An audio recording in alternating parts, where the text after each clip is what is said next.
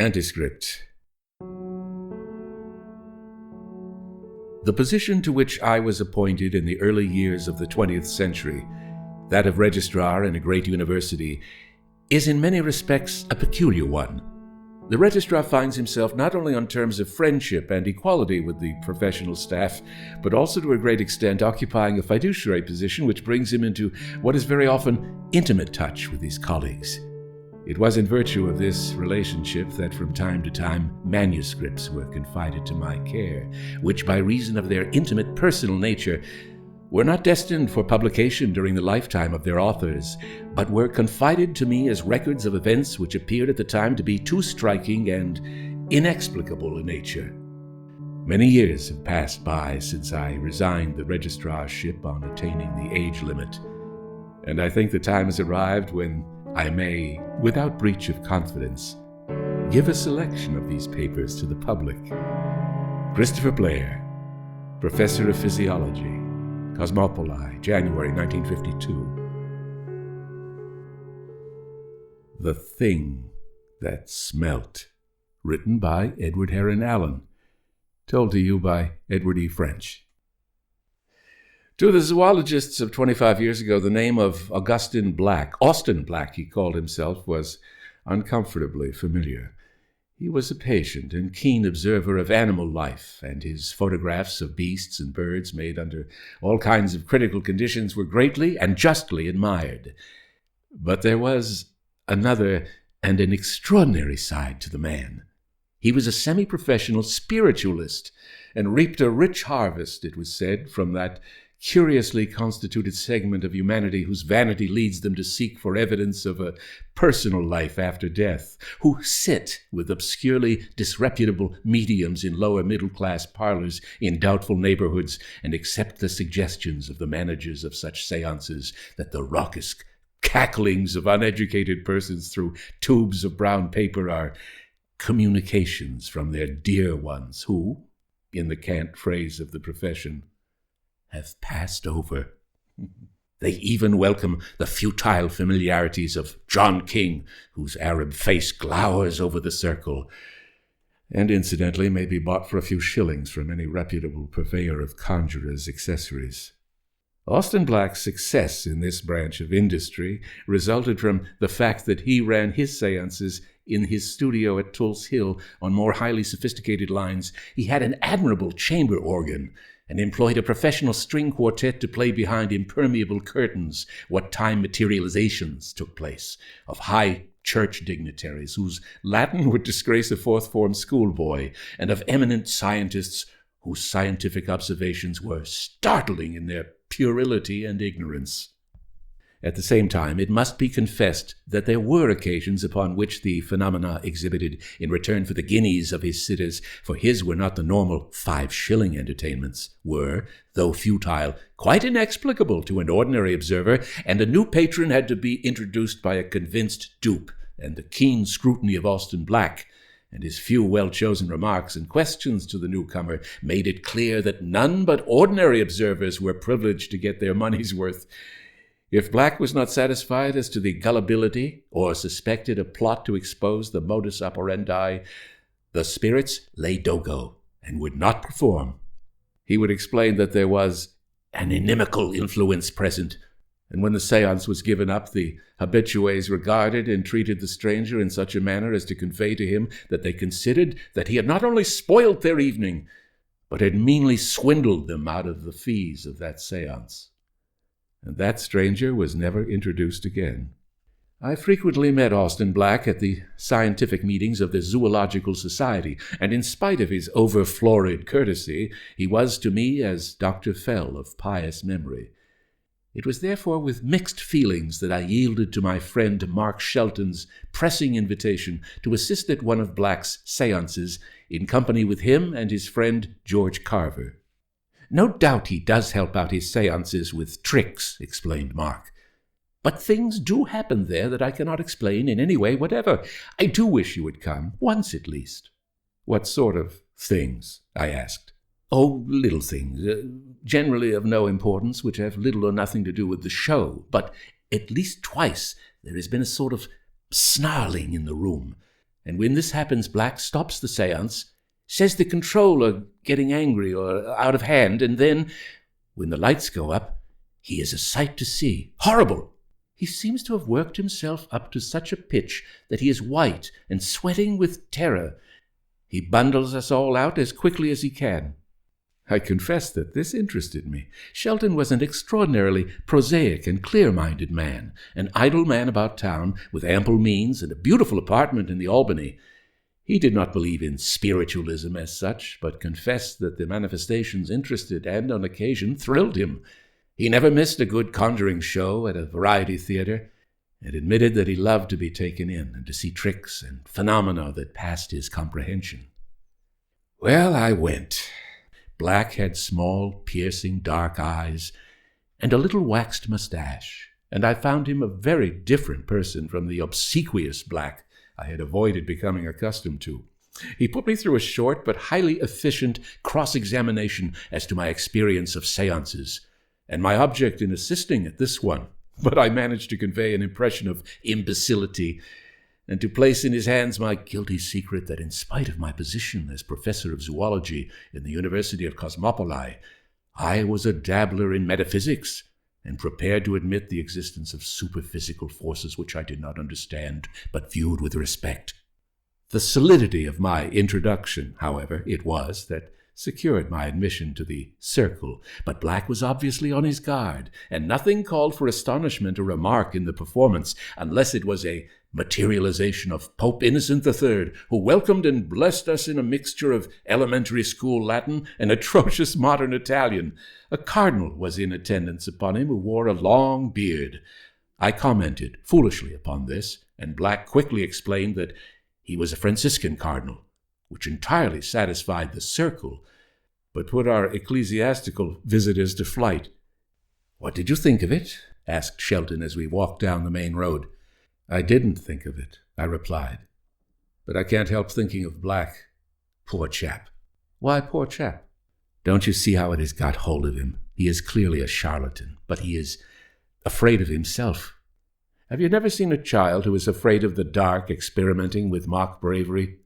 Going into a dark cupboard of which he holds the door handle, he is not really in the dark. Black's tricks are the dark cupboard of which he holds the door handle. I'll bet you he doesn't hold seances by himself." "I wonder," replied Shelton. He was curiously silent all the way back home. A few weeks later, I noticed casually in the Daily Telegraph the announcement of the death of Augustin Black, FZS, at his house on Tulse Hill. It was about 3 weeks or a month after this that Mark Sheldon rang me up on the telephone.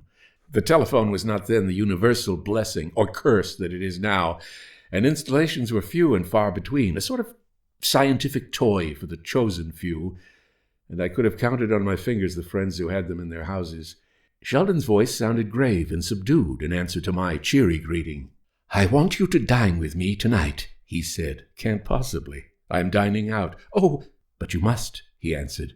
"I want you particularly. It's most important." "But I tell you I can't. Who else is coming?" "No one. I want you.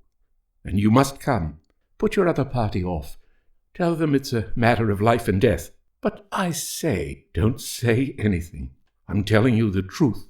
I've got something to tell you which must be told here, and it is a matter of life and death. If you don't come, I shall not be alive in the morning." By this time his voice was quivering, and I realized that something very serious was the matter. So I answered curtly, "Oh, all right, I'll come, but don't talk bosh and buck up. What have you been doing with yourself?" "Nothing. I haven't left my rooms for 3 weeks." "All right," I replied. "I'll come and dig you out." I got to the Albany at 7:30 and was let in by his man, the imperturbable Bates. "How is Mr. Shelton?" I asked casually as I put down my hat and coat. "Don't know, sir," replied Bates. "I can't make him out. Seems to be brooding all the time. Never goes out and doesn't eat anything to speak of." I went into Shelton's sitting room, which was stiflingly hot. Though it was a fine May day, he had a large fire, and all the curtains were closely drawn. Mark was sitting before the fire in his day clothes, doing nothing. "Good heavens," I said, "what an atmosphere! No wonder you were nervy. Got any windows open?" "No, and don't open them. I've got a reason. Is the air very beastly?" "Not beastly," I said, "but intolerably hot." "Not foul and stuffy?" "No." "Don't you notice a queer smell?" "No. What sort of smell?" "Well," he hesitated a moment and then said, "like a small cat house at the zoo." "Not in the least," I replied. "Whatever is the matter with you?" "I don't know." "I want you to tell me." I looked at him critically. Was he, the sane and athletic Shelton, going mad? The phrase olfactory delusions came into my mind. "Tell me all you can about it," I said. "Presently," he replied, "after dinner." So with that, for the moment, I had to be content. We went in to dinner. As usual, it was exquisite. Shelton could and did afford a perfect cook, and on this occasion she had surpassed herself. Shelton tasted everything and sent his plate away practically untouched. At every dish he said, "Pah! That's beastly. Don't you notice a filthy taste in this?" "No, it's excellent." "What kind of taste?" "Well," and again the hesitation, "like a small cat house at the zoo." It seemed to be a mania. I told him he should consult X, the great nose and ear specialist. He only shook his head wearily. After dinner he consented to have a window open and let the fire die down. He told me he had got up a frowst so that I should get it in all its force, but he accepted doubtfully my assurance that the air was perfectly clean. He brought me a volume of Japanese engravings he wanted me to see, and as he leaned over me, he said, "Don't you mind my leaning over you?" And he looked searchingly into my eyes. "Not in the least." "Why on earth should I?" "Good God, man! Don't you notice that I stink?" "Not at all." "What do you imagine you stink of? The small cat house again?" "Yes, that's it. It's ghastly. I can never get away from it."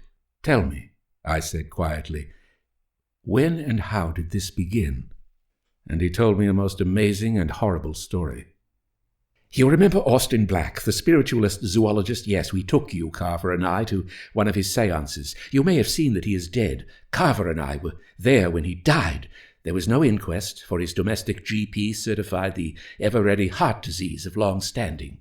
There was a seance, only 4 of us, and Black and his medium. Black was awfully strung up that night. He told us the conditions could not be more favorable. It wasn't a show night, and there was no music and no tricks. But queer, uncomfortable things happened. A spreading light over the table, and a leg of my chair suddenly snapped off. We turned up the lights. It seemed to have been bitten through. I wanted to stop, but Black, though he looked ghastly, wouldn't hear of it. He said, "I want to see this thing through. I want to down it." And we started the seance again. Almost immediately I heard that snarling I told you about, and Black, who was on my right, got up in the dark and left the table. We heard a sort of scuffling and then a choking noise in the corner of the room. We switched on the light and saw Black lying on his back by the wall, his tongue out and blue in the face, struggling violently with nothing. We rushed at him and tried to pick him up. There was something that we could not see between us and him, pinning him down. We could feel it, though. It was soft and pulpy, with a surface not furry, but like a mouse or a mole, and huge. And it stank like the small cat house at the zoo. We could not free him from it, and we saw him die, choked before our eyes, whilst we clawed at that soft, pulpy nothing. We could not move it. When he was quite still, the thing got up of its own accord. Carver and I were crouched close together, and the thing forced its way between us, and so away. How it stank! It seemed to leave a greasy smear of smell all over us. We called his wife, a queer woman. She did not seem badly shocked, or to care much. Carver said afterwards that she seemed to him to be intensely relieved at something. All she said was, "I expected this. It has happened before." She evidently did not realize that he was dead. "Please go away at once. I will send for his doctor. He is close by." We went. The other 2, strangers, and the medium had bolted directly we turned up the lights. As Carver and I walked down the hill, he said, "It's awful. It's awful. How it stank. And I can't get rid of the stink." No more could I. Carver and I parted at Vauxhall. I never saw him again. I inquired a day or two later and heard that he was ill. A week later, I heard that he had had a stroke and was in a private madhouse. I had baths, Turkish baths. I changed my clothes 6 times a day. I always smelt of that thing. I do still. I can't bear it. I shall go mad like Carver. Everything I touch smells of it. Everything I try to eat tastes of it. I've tried to get over it, and I can't. That's why at last I sent for you and closed up everything and lit a fire to give you the fullest chance. Now I know that I can't do anything. It's in me and part of me. I shall never be free of it. That thing is here with me. It's prowling round all the time. But only I can smell it. God help me. To say that I was horrified is to use a miserably inadequate term. But before I left Mark Shelton that night, I had arranged with him to go in 3 days to Norway, fishing. We settled everything: when to start, where to go, and what to take. I left him, still rather dazed, but much easier in my mind. That night at about 1 a.m., Mark Shelton blew his brains out. Christopher Blayre, Professor of Physiology, Cosmopoli, January 1952.